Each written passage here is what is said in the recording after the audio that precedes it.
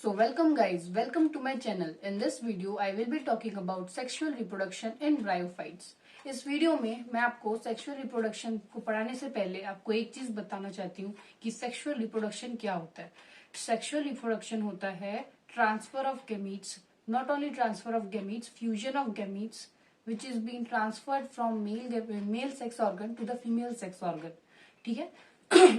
अब जो मैंने यहाँ पे मेल सेक्स ऑर्गन की बात करी, मेल सेक्स ऑर्गन ब्रायोफाइट्स में उनको क्या नाम दिया जाता है और एक फीमेल को क्या नाम दिया जाता है, ये बहुत ही ज्यादा इंपॉर्टेंट है। एक मेल सेक्स ऑर्गन का नाम ब्रायोफाइट्स में एंथ्रीडियम से दिया जाता है, एंथ्रीडियम। और दूसरा जो कि एक फीमेल होता है, देखो मैं मेल को इस तरह से रिप्रेजेंट कर रही हूँ,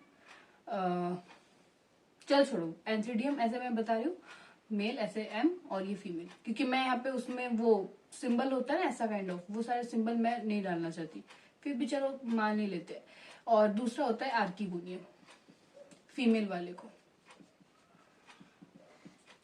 ठीक है, तो ब्रायोफाइट्स में इन दोनों के बीच का जो सेक्स ऑर्गन होता है, उनके अंदर जो गैमीट्स प्रेजेंट होते हैं, उनके ट्रांसफर को क्या बोलते हैं, सेक्सुअल रिप्रोडक्शन।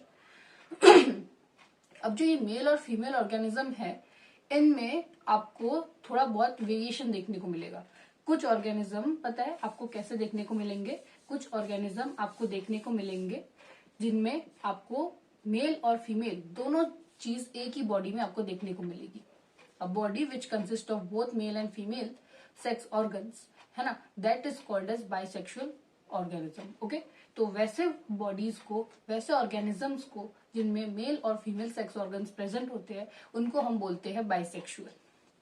तो बाइसेक्सुअल के कुछ एग्जांपल्स मैं बता दूं, फिर हम बात करेंगे कि ऐसे ऑर्गेनिज्म जिनमें सिर्फ मेल या फिर फीमेल डिफरेंट बॉडीज में प्रेजेंट होते हैं, उनको क्या बोलते हैं, डायोशियस। और इनको क्या बोलते हैं, मोनोशियस। अच्छा, मोनोशियस जो चीज होती है वो सेक्सुअल ब्रायोफाइट्स में सबसे ज्यादा अबंडेंट में देखने को मिलती है। तो मेजॉरिटी जो ब्रायोफाइट्स है वो क्या है, वो मोनोशियस है। ठीक है, ये बात आप याद रखना। अच्छा, दूसरी बात की हम बात करते हैं, अब एग्जाम्पल्स की बात करते हैं। देखो अब मैं कुछ एग्जाम्पल्स लेके आई हूँ आपके पास, और उन एग्जाम्पल्स में कुछ ट्रिक्स छुपी हुई है। मैं ट्रिक्स के साथ वो एग्जाम्पल आपको समझाऊंगी, आप उसको इतना सीरियसली मत लेना, बस आप ये समझ लेना कि एक चोर है, वो चोर क्या करता है, एक चोर को अगर हम एक क्रिस्टल दे, वो क्या करेगा, क्रिस्टल को अपने पास रखेगा, है ना। तो क्रिस्टल और चोर दोनों एक साथ है, तो वो क्या है, मोनोशियस। दोनों चीज एक ही बॉडी में प्रेजेंट है। आप इस तरह से याद कर सकते हैं। तो इसका जो एग्जाम्पल है वो मैं आपके लिए लेके आई हूँ। उसके एग्जाम्पल का नाम है रिक्सिया क्रिस्टलाइन। अच्छा, एक और एग्जाम्पल जो है वो मैं बता दूं, गैंग जो होते हैं, जो कि चोरों की ग्रुप होती है, डकैतों की ग्रुप होती है, जिनको हम बोलते हैं गैंग्स। तो गैंग लोग एक साथ रहना पसंद करते हैं, तो दे आर बाइसेक्सुअल। आप इस तरह से याद कर सकते हो, मतलब सेम एक साथ रहना, एक ही चीज एक ही बॉडी में, तो वो किस चीज को रिप्रेजेंट करेगी, मोनोशियस को। और सेपरेट मतलब डायोशियस। ओके, आप इस तरह से याद कर सकते हो। ठीक है, तो मैं दूसरा एग्जांपल लेके आई हूं आपके लिए, वो है रिक्सिया गैंगेटिक्सा। आई होप आपको इन दोनों एग्जांपल्स को याद करने में कोई दिक्कत नहीं होगी आगे चल के। तो चलो अब हम कुछ एग्जांपल्स डायोशियस की बात करते हैं। तो पहला एग्जांपल है, ठीक है, पहले एक ट्रिक समझा देती हूँ, सो दैट उस ट्रिक के थ्रू आप उसको याद कर सको। देखो, जो चीज हमको पसंद नहीं है, हम उससे दूर रहना पसंद करते हैं। तो हमको कलर बहुत ज्यादा पसंद है, तो कलर अगर नहीं है हो किसी भी चीजों में, तो हम उससे दूर रहने की कोशिश करते हैं। तो एक रिक्सिया है, जिस रिक्सिया का नाम है रिक्सिया डिस्कलर। डिस्कलर रिक्सिया वाला जो प्रजाति है वो डायोशियस के अंदर आते हैं। और दूसरा रिक्सिया जो है वो है पर्सनी। तो पर्सनल चीजें हम किसी से शेयर करते नहीं है, तो हम इसको भी याद इस तरह से कर सकते हैं, रिक्सिया पर्सोनी। आई होप आपको ये दोनों एग्जांपल्स याद हो गए होंगे। अब हम बात करेंगे कि किस तरह से रिप्रोडक्शन टेक्स प्लेस होता है। बिफोर दैट मैं आपको पहले स्ट्रक्चर समझा देती हूँ मेल और फीमेल रिप्रोडक्टिव ऑर्गन की। किस तरह से एक मेल और फीमेल रिप्रोडक्टिव ऑर्गन का, नहीं फॉर्मेशन की तो हम बात नहीं करेंगे, किस तरह से एक मेल और फीमेल रिप्रोडक्टिव ऑर्गन आपको देखने को मिलता है, किस तरह का होता है देखने को। तो we will be discussing about the structure of male reproductive organ first. ठीक है, तो मेल रिप्रोडक्टिव ऑर्गन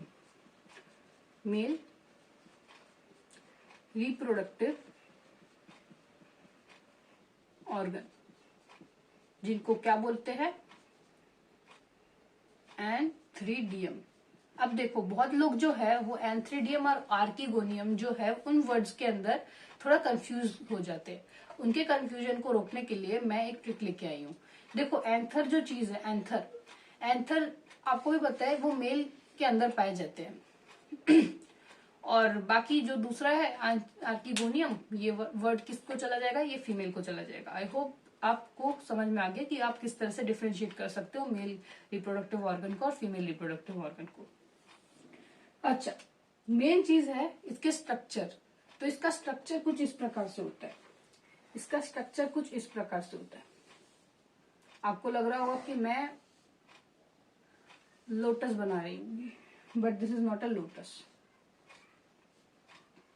मैं एक सिंपल सा डायग्राम आपके सामने क्रिएट कर रही हूँ।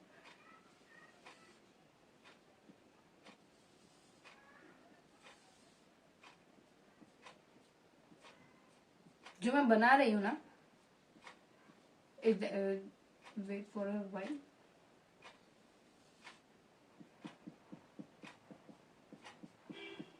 ये क्या है, ये एक सेल है। ये मैंने इतने प्रॉपरली तो इसका डायग्राम बनाया नहीं है, मैंने जस्ट आपको ऊपर ऊपर से समझाने के लिए डायग्राम बनाया है। कुछ इस प्रकार का होता है और इसके अंदर आपको एक खजाना देखने को मिलता है और इसी खजाने के अंदर हमारा एक्चुअल चीज प्रेजेंट होती है।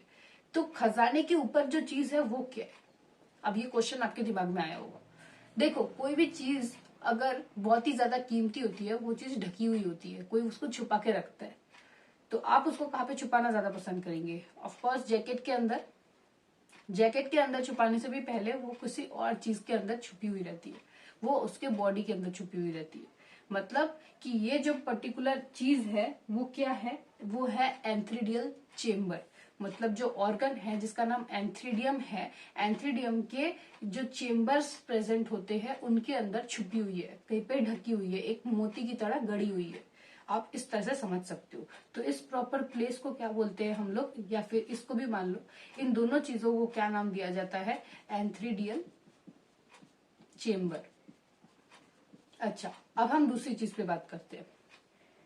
ये जो चीज है जो इसको सपोर्ट कर रही है, ये पूरे के पूरे स्ट्रक्चर को, है ना, उसको सपोर्ट करने के लिए भी कोई चीज होनी चाहिए ना, उसको गाड़ने के लिए। तो पूरी की पूरी चीज जो बियर करती है उसको क्या बोलते हैं, स्टॉक बोलते हैं। हर एक चीज में आपको दिखेगा ये जो स्टॉक जो चीज होती है वो क्या करती है, वो एक पर्टिकुलर थिंग को क्या करता है, बियर करता है, मतलब वो झेलता है उन पूरी स्ट्रक्चर को। तो ये क्या हो गया, स्टॉक हो गया। आपको भी पता है कि फ्लावर में भी स्टॉक प्रेजेंट होती है, जो कि फ्लावर के पूरे सेक्सुअल होल्स को या एवरीथिंग उसके पूरे स्ट्रक्चर को झेलता है, बियर करता है उसकी पूरी बॉडी को। ठीक उसी प्रकार यहाँ पे भी स्टॉक प्रेजेंट होता है। अच्छा, अब हम बात करते हैं खजाने की। खजाने को अब किसके अंदर छुपाया हुआ है, एक जैकेट के अंदर। तो ये जो पर्टिकुलर बाहर की पोर्शन हो जाएगी, इसको हम नाम देंगे जैकेट।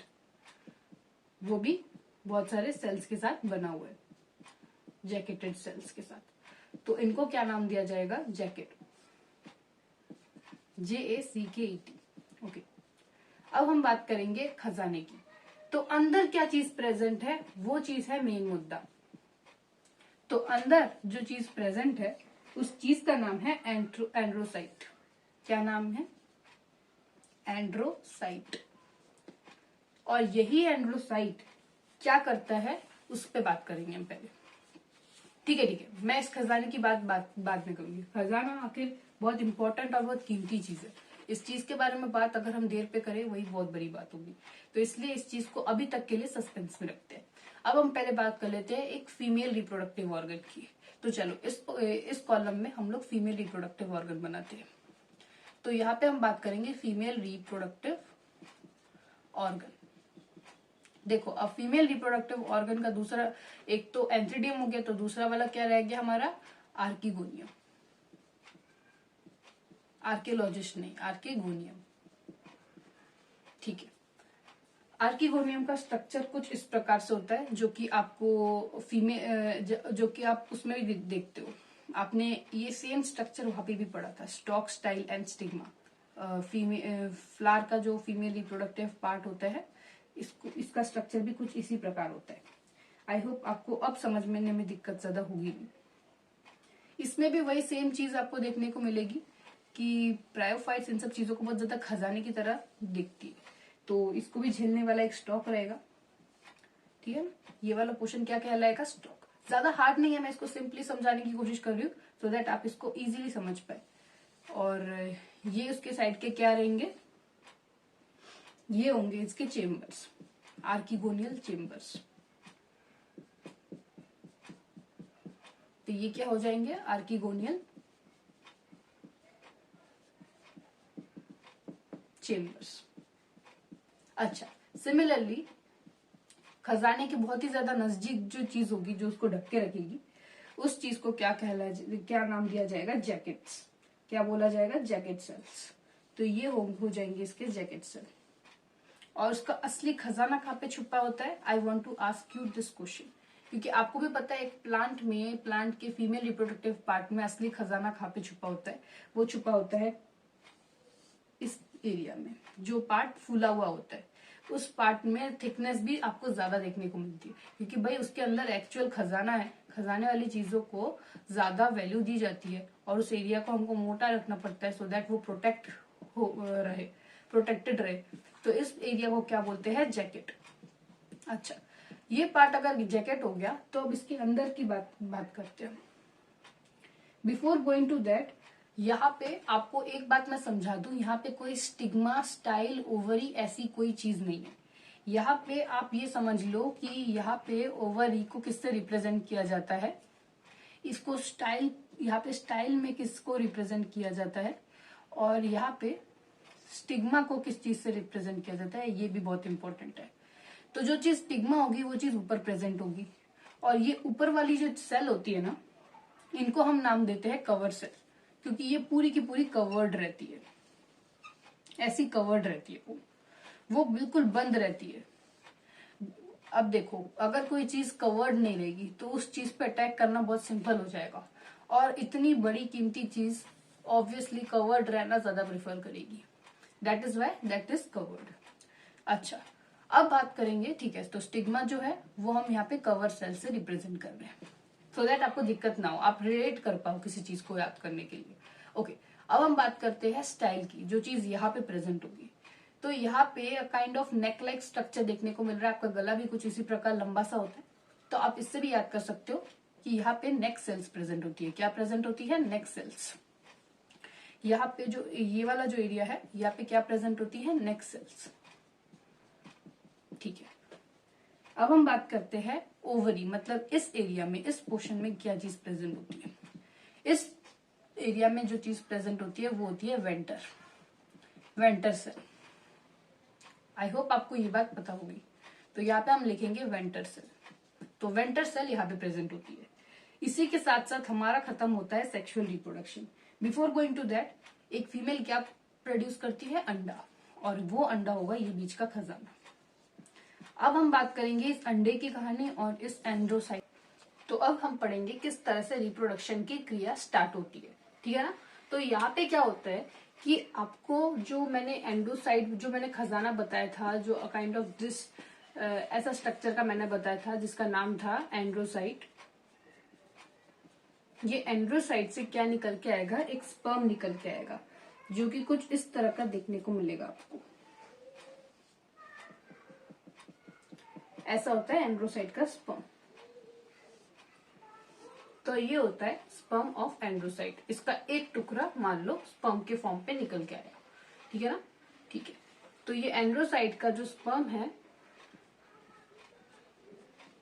ये तो निकल के आया मेल के साथ, अब फीमेल में मेन प्रोसेस चलेगा, तो फीमेल का स्ट्रक्चर थोड़ा अच्छे से बना के दिखाती हूँ मैं आपको, फिर मैं आपको बताऊंगी किस तरह से इसका प्रॉपर क्या होता है, ट्रांसफर होता है। तो यहाँ पे मैं इसका बना के दिखाती हूँ। तो ये हो जाएगा हमारा नेक, और ये हो जाएगा इसका वेंटर, और इसके साइड में इसके एंड आर्किगोनियल चेम्बर्स,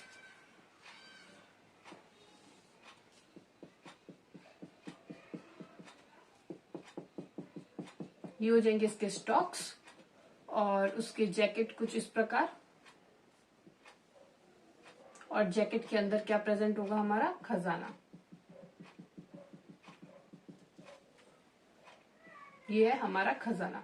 तो ये हो जाएगा हमारा क्या, एग, और इसी एग में क्या होगी, स्पर्म की भेंट होगी। एग की जगह पे रहेगा और स्पर्म क्या करेगा, मूव करेगा। तो किस तरह से मूवमेंट होगी उस पर बात करेंगे। तो ये जो नेक्स्ट सेल है, ये जो नेक्स्ट सेल है, और यहाँ पे जो वेंटर सेल है, ये नेक्स्ट सेल और ये वेंटर सेल क्या करते हैं, ये नेक्स्ट सेल और वेंटर सेल आपस में मिलके डीजेनरेट करते हैं।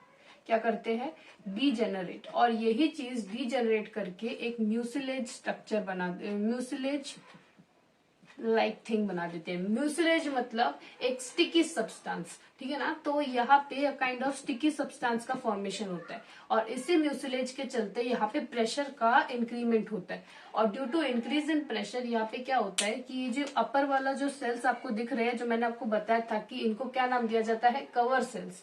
तो ये कवर सेल्स जो होते हैं, ये चीज ज्यादा प्रेशर के चलते खुल जाता है, और इसके खुलने के कारण क्या होती है, जो ढकी हुई चीज जब खुल जाती है तो वो क्या हो जाती है, अनप्रोटेक्टेड। अब ये खजाना उसके लिए रखा हुआ है, जो कि यहाँ से ट्रांसफर होके स्विमिंग करते हुए पानी में, ये सब क्रिया जो होती है ये पानी में होती है, क्योंकि यू नो वेरी वेल कि इसमें वाटर की बहुत ही ज्यादा आवश्यकता है। तो ये स्विमिंग करता करता इसके ऊपर घुस जाते हैं, और इसी प्रकार हमारा क्या होता है, रिप्रोडक्शन, सेक्सुअल रिप्रोडक्शन होता है। और इसी के बाद हमारा जो फाइनल स्ट्रक्चर, जो फॉर्मेशन ऑफ स्पोरोफाइट होता है, उसका फॉर्मेशन होता है। इस पूरी क्रिया के बाद किस तरह से स्पोरोफाइट का फॉर्मेशन होता है, हम अब इस वीडियो में देखने वाले हैं, ठीक है। तो अब हम बात करने जा रहे हैं किस तरह से स्पोरोफाइट का फॉर्मेशन होता है। देखो, स्पोरोफाइट के फॉर्मेशन से पहले मैं आपको एक बात बता दूं, अभी तक हमने जो कुछ भी पढ़ा वो सब के सब कुछ गैमेटोफिटिक जनरेशन थी। ऑल्टरनेशन ऑफ जनरेशन आपने पढ़ी होगी, तो उसमें गैमेटोफिटिक जनरेशन और स्पोरोफिटिक जनरेशन आपको देखने को मिलती है। तो अगर मैंने इतनी बड़ी कहानी आपको जो सुनाई वो गैमेटोफिटिक होती है, और अब जो पढ़ने जा रहे हो वो अगर स्पोरोफिटिक हुई, तो sporophytic as compare to gametophyte क्या होती है, एक छोटी सी कहानी होती है। तो इतने बड़े कहानी में अगर एक छोटी सी कहानी आ जाती है, तो डोमिनेट तो वही करता है जो सबसे ज्यादा पार्ट उस कहानी का था। तो यहाँ पे आपको ये समझ में आ जाएगा कि ये जो है ये गैमेटोफिटिक बॉडी है, और sporophyte just as a side role इसको मौका मिला है एक एक्टिंग में भाग लेने का। तो ठीक इसी प्रकार से अब हम पढ़ने जा रहे हैं किस तरह से स्पोरोफाइट का फॉर्मेशन होता है। तो देखो यहाँ पे क्या होता है कि मैंने आपको वो पढ़ा दिया। अब देखो यहाँ पे क्या होता है, यहाँ पे क्या होता है कि जो मैंने आपको अभी फीमेल के अंदर जो प्रोसेस हुआ उसको मैं अभी बताऊंगी। इसमें अभी मैं कोई जैकेट और कोई आर्किगोनियल चेम्बर नहीं बना के दिखाऊंगी। अब मैं सीधा sigma style ovary kind of structure बना के आपको पूरा का पूरा फॉर्मेशन समझाऊंगी, क्योंकि I need more space here, and for that I have to create some space, ठीक है। तो यहाँ पे क्या हुआ, यहाँ पे एग और उसके बीच में फ्यूजन हुआ, और फ्यूजन को ही सेक्सुअल रिप्रोडक्शन बोलते हैं। बहुत लोगों की गलत फहमी है कि ना ट्रांसफर ऑफ गैमेट्स को सेक्सुअल रिप्रोडक्शन बहुत लोग मानते हैं। तो सुनो, मैं आपको पहले बता दूं, fusion of gametes is called as sexual reproduction, not the transfer of gametes. Transfer of gametes तक का प्रोसेस को सेक्सुअल रिप्रोडक्शन कंसिडर नहीं किया जाता जब तक फ्यूजन नहीं हो जाता। तो अब जाके जब फ्यूजन होता है और जाइगोट का फॉर्मेशन होता है, उस प्रोसेस को कहा जाता है सेक्सुअल रिप्रोडक्शन। अब यहाँ पे जाके आपका सेक्सुअल रिप्रोडक्शन का कंप्लीशन होता है, और अभी तक जो भी आपने कुछ पढ़ा वो सब गैमेटोफिटिक फेज का था। अब हम पढ़ने जा रहे हैं स्पोरोफिटिक फेज का। अब स्पोरोफिटिक फेज में आपको स्पोर का फॉर्मेशन देखने को मिलेगा। तो देखो किस तरह से स्पोर का फॉर्मेशन आपको देखने को मिलता है। तो ये जो बन जाएगा, ये हमारा बन जाएगा 2 एंड स्टेज, जो कि होता है हमारा जाइगोट का। अब आपको यहाँ पे स्पोर का फॉर्मेशन देखने को मिलेगा, क्योंकि जब दो गैमीट्स आपस में मिलकर एक जाइगोट बनाता है, वही जाइगोट जो होता है वो आगे चल के स्पोर क्रिएशन के लिए काम आता है। तो ये जो है वो अब हो जाएगा सिंगल सेल स्टेज। अब ये आगे चल के एक ह्यूमन में जिस तरह से होता है डबल सेल स्टेज, उसका फॉर्मेशन करेगा। तो यहाँ पे क्या हो जाएगा, 2n नहीं लिखूंगी मैं यहाँ पे मैं लिखूंगी डबल सेल स्टेज। तो डबल सेल का ये स्टेज हो जाएगा। अच्छा, इसके बाद क्या होगा, अब यहाँ पे आपको ऐसे ही 4, 4, 8, 4 के 8, 8 के 16, तो इस तरह का आपको स्टेज मिल जाएगा। यहाँ पे 4 सेल स्टेज हो जाएगा, है ना। तो उसके बाद बहुत सारे ऐसे स्टेजेस देखने को मिलने के बाद एट द एंड आपको क्या देखने को मिलेगा उस पर बात करते हैं। एट द एंड आपको ये देखने को मिलेगा, ये तो हो गया इसका जैकेट, मतलब देखो इस तरह से आपको बहुत सारे मल्टीपल सेल स्टेज देखने को मिलेंगे। इतने सारे सेल्स आपस में कंबाइन हो जाएंगे। आपको भी पता है कि डिविजन्स की कोई सीमा होती नहीं है। अगर सीमा नहीं हुई किसी डिवीजन की, वो कैंसर कहलाएगी। तो इसलिए यहाँ पे कोई कैंसरस चीजें होती नहीं है। यहाँ पे मल्टी सेलुलर स्टेज आपको देखने को मिल गई। यहाँ पे बहुत सारे आपको यंग स्पोरोगोनियम देखने को मिल रहे हैं। अब यही स्पोरोगोनियम क्या करेंगे, स्पोर मदर सेल क्रिएट करेंगे। ये स्पोरोगोनियम आगे चल के क्या बनाएंगे, स्पोर मदर सेल्स बनाएंगे। स्पोर मदर सेल्स क्या होते हैं, ऐसे सेल्स जो कि स्पोर क्रिएट करते हैं। काइंड ऑफ क्या बोलते हैं, मैं थोड़ा और अच्छे से बनाती हूँ। तो चलो स्पोरोगोनियम की बाद वाली कहानी हम क्या करते हैं, इसको मिटा के इसके रब करके इसके नेक्स्ट स्लाइड में आपको मैं समझाती हूँ स्पोरोगोनियम की कहानी। तो देखो क्या होता है स्पोरोगोनियम में। तो ये हो जाएगा हमारा स्पोरोगोनियम।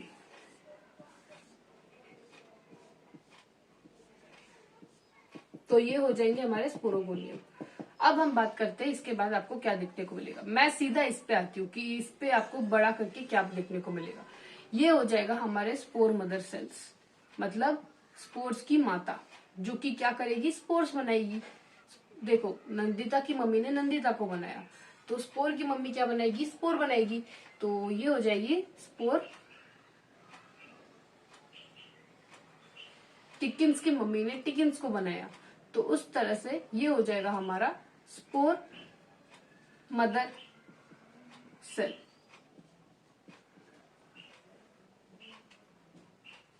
अब यही स्पोर मदर सेल किस प्रकार के होते हैं उस पर बात करते हैं। तो ये जो आपने गाड़ी के जो टायर्स में गाड़ी के टायर में या फिर स्टीयरिंग में आपको काइंड ऑफ दिस स्ट्रक्चर देखने को मिलेगा। देखो ऐसा स्ट्रक्चर देखने को मिलेगा। तो ये जो स्ट्रक्चर है ना, इस स्ट्रक्चर को हम एक नाम देते हैं। इनको नाम देते हैं हम लोग स्पोर मदर सेल्स, ठीक है ना। और इन्हीं स्पोर्स के अंदर जो चीज प्रेजेंट होती है, इनके अंदर प्रेजेंट होती है स्पोर्स। स्पोर मदर सेल किसके फॉर्म में होता है, टेट्राड के फॉर्म में होता है। तो मैं ब्रैकेट में इसमें लिखूंगी टेट्राड के फॉर्म में प्रेजेंट होती है। तो इस तरह से इसका स्ट्रक्चर होता है और ये ऐसे दिखती है। तो इसमें आपको टेट्राड फॉर्मेशन देखने को मिलेगा, जिसके अंदर एक एक स्पोर गड़ी हुई रहेंगी। और इसके अंदर एक छोटा सा जो स्ट्रक्चर है, इसको स्पोर बोलते हैं। और यही आगे चल के क्या करता है, ये जो चीज है यही आगे चल के स्पोर का फॉर्मेशन करता है। उसको क्या बोलते हैं, स्पोर। और यही स्पोर आगे चल के क्या करता है, एक दूसरी बॉडी क्रिएट करने के लिए रिस्पॉन्सिबल होती है। इसके थ्रू आपका पूरा का पूरा स्पोरोफिटिक जनरेशन भी खत्म होता है। अब मैं आपको एक गुड न्यूज दूंगी। आप यहाँ तक अगर आपने अगर यहाँ तक वीडियो देख लिया है, तो आपके लिए गुड न्यूज ये है कि आपने एक तीर से दो निशाना मार लिया। नॉट ओनली इस वीडियो में मैंने आपको सेक्सुअल रिप्रोडक्शन पढ़ाया है, इस वीडियो में आपको मैंने दोनों के दोनों फेजेस पढ़ाए। एक तो गैमेटोफिटिक फेज, एक तो स्पोरोफिटिक फेज। और यही दो ऑल्टरनेशन ऑफ जनरेशन की स्टोरी से हमारा बनता है life cycle of bryophytes, that is called as riccia. तो ये पूरी कहानी अगर आप लाइफ साइकिल ऑफ रिक्सिया में भी लिख के आ जाओ, as well as in sexual reproduction में भी लिख के आ जाओ, दोनों का मतलब एक ही हो जाता है। तो इस वीडियो के साथ आपका नॉट ओनली सेक्सुअल रिप्रोडक्शन खत्म होता है, एज वेल एज आपका life cycle of bryophytes that is Riccia भी खत्म होता है। सो